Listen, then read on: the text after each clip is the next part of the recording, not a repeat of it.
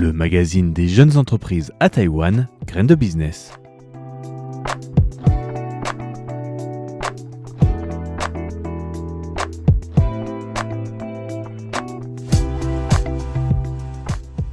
Bonjour et bienvenue à tous sur ce nouvel épisode de Graines de Business. Aujourd'hui, je vous emmène de Taïwan à la Silicon Valley pour suivre encore des entrepreneurs taïwanais qui brillent aux États-Unis. Et aujourd'hui, nous allons parler d'un entrepreneur plutôt discret à la base, mais redoutablement efficace. Il s'agit de Kevin Xie, formé à la base comme ingénieur biomédical et qui est devenu chef de produit chez Meta. Il est le créateur de l'actuel Mirwork, une startup née d'un besoin intime, aider ses utilisateurs à mieux préparer leurs entretiens.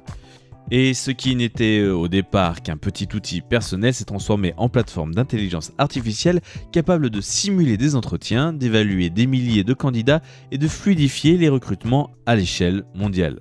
Lorsque Kevin commence à encadrer de jeunes talents, il est frappé par le stress et le manque de préparation des candidats face aux entretiens. Il imagine alors une interface simple, un robot qui poserait des questions, analyserait les réponses vocales et fournirait un feedback objectif. L'outil plaît, se répand et très vite les premiers milliers d'utilisateurs valident l'intuition. L'entretien simulé est un accélérateur de confiance. Aujourd'hui, Mirwork va bien plus loin, elle permet aux entreprises de réduire leur cycle de recrutement de 4 mois à 2 semaines, d'automatiser les premières étapes, c'est-à-dire phone screening, prise de rendez-vous, évaluation, tout en garantissant une expérience équitable pour chaque candidat. C'est notre sujet de cette semaine sur Graines de Business.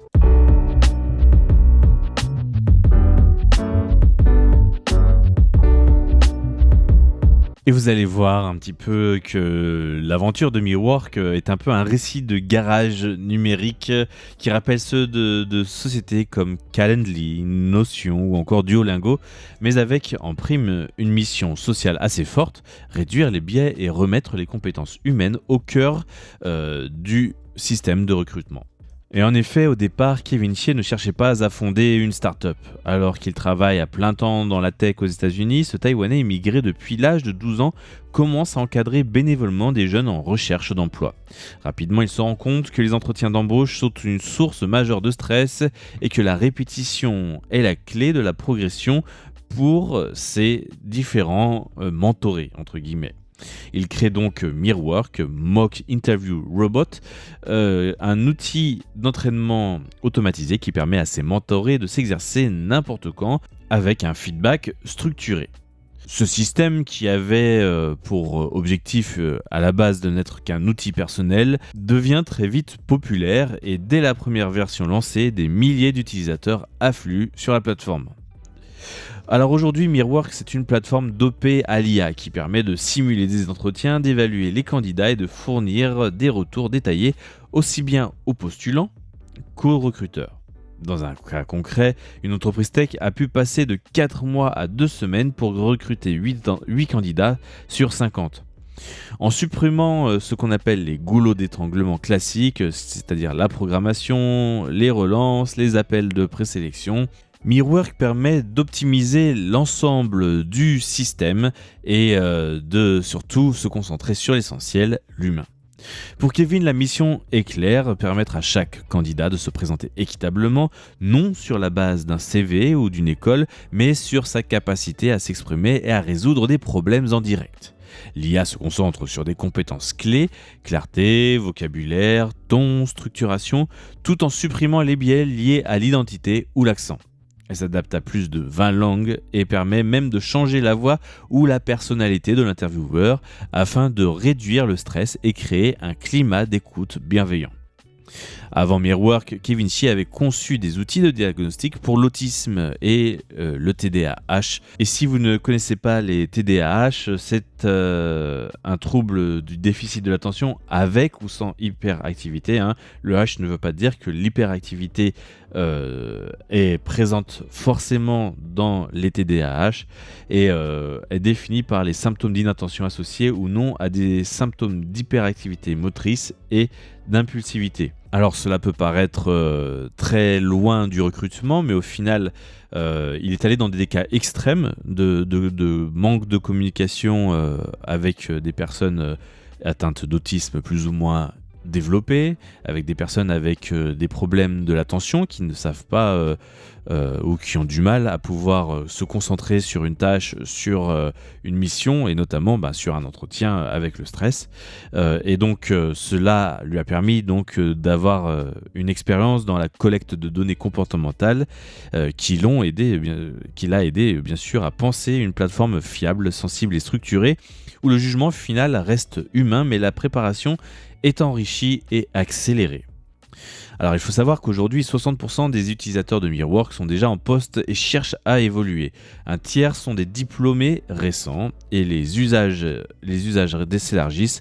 Ingénierie, data science, sciences des données, business, direction, management, gestion de société ou d'affaires. Et Mirrorwork a aussi une nouvelle fonction qui s'appelle Hot Interview, qui permet même d'identifier en temps réel les entreprises et postes les plus simulés sur la plateforme.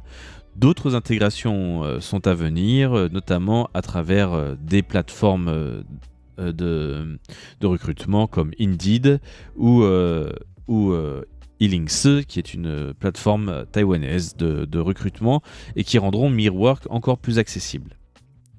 Alors Kevin insiste sur un message fondamental dans le recrutement, c'est que l'échec à un entretien n'est pas un échec personnel, mais souvent une question de compatibilité. L'entretien, c'est comme un rendez-vous amoureux, il ne s'agit pas de plaire à tout le monde, mais de trouver la bonne connexion ou encore le bon match, comme on dit en anglais, la correspondance entre deux personnes. En mai 2025, Mirrorwork a déjà permis des dizaines de milliers de simulations, de nouveaux modules pour des programmes comme Y Combinator ou Entler et des parcours spécifiques pour le marché taïwanais sont actuellement en préparation. L'objectif reste inchangé, réduire le coût émotionnel de la recherche d'emploi, aider les candidats à reprendre confiance en eux et rendre les entreprises plus justes dans leur processus de recrutement. Ce type de trajectoire n'est pas unique, mais il est révélateur d'une tendance de fond dans l'entrepreneuriat tech. Les meilleures idées naissent souvent d'un besoin non comblé pour soi-même ou dans un entourage immédiat. C'est vrai que dans toutes les interviews que nous avons déjà réalisées à Grain de Business, c'est un point assez commun, c'est une des raisons pour commencer une entreprise, avoir un problème auquel on est confronté soi-même et auquel on veut remédier alors qu'on ne trouve pas d'autre solution que de le faire soi-même. Par exemple, pour l'entreprise dont nous avions parlé tout à l'heure, Calendly, Topé Awotona, son fondateur voulait simplement éviter les échanges interminables d'emails pour caler un rendez-vous. Il crée un prototype, l'améliore et aujourd'hui Calendly est utilisé par des millions de professionnels. Un autre exemple, Notion, né du besoin de ses créateurs de mieux organiser leur savoir personnel et de travailler plus efficacement à distance.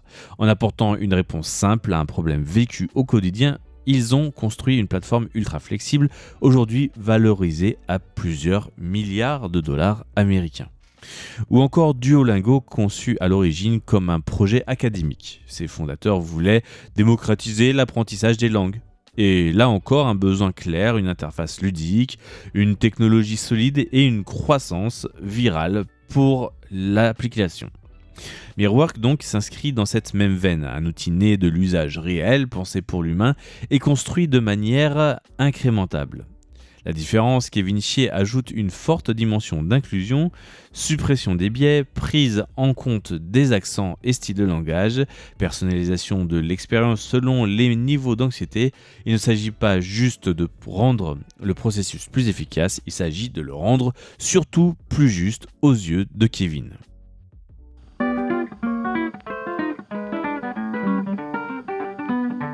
Alors pour terminer, on pourrait dire que Mirrorwork est quand même une entreprise très valorisée puisqu'elle est utilisée notamment par des grands noms des startups et de l'entrepreneuriat et de l'informatique en général aux États-Unis comme Meta, Google, Roblox, Amazon ou encore Netflix. Personnellement, ce que je retiens un petit peu de cette histoire, c'est que il est important de savoir en fait trouver des solutions à des problèmes que l'on voit au lieu d'essayer d'utiliser des outils qui ne sont pas adaptés à votre besoin. Des fois, cela peut vous rapporter très gros, comme pour Mirrorwork notamment. Et c'est peut-être la leçon qu'on peut prendre aujourd'hui de cette expérience. Toujours trouver, par exemple, des idées pour améliorer votre propre processus d'entrepreneuriat ou votre propre processus de création en général. Je pense notamment peut-être qu'il faudrait créer une plateforme pour pouvoir pour permettre de gérer notamment la communication entre par exemple un graphiste et son client, avec des vraies demandes, une IA qui permet en fait de poser les bonnes questions et obtenir les informations que la personne met 3 ans à obtenir de son client quand elle fait les meetings avec lui. Pareil, une application d'ailleurs qui pourrait même s'adapter pas seulement au graphisme, mais à tout système de service où vous avez d'un côté un client qui n'y connaît rien ou très peu, et après un professionnel qui lui ne sait pas forcément mettre des mots sur comment faire les choses ou mettre des limites. Donc voilà, je vous donne mon idée du jour.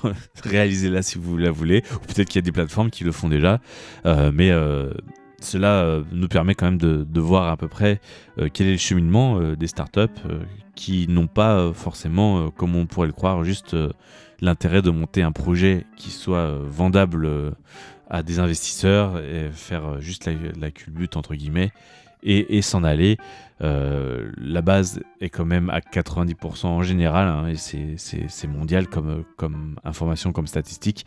À la base, c'est quand même un besoin personnel que l'on veut résoudre. Voilà donc pour Grain de Business de cette semaine. Merci à tous d'avoir écouté Radio Taïwan International. Excellente journée à tous, c'était Valentin Floquet.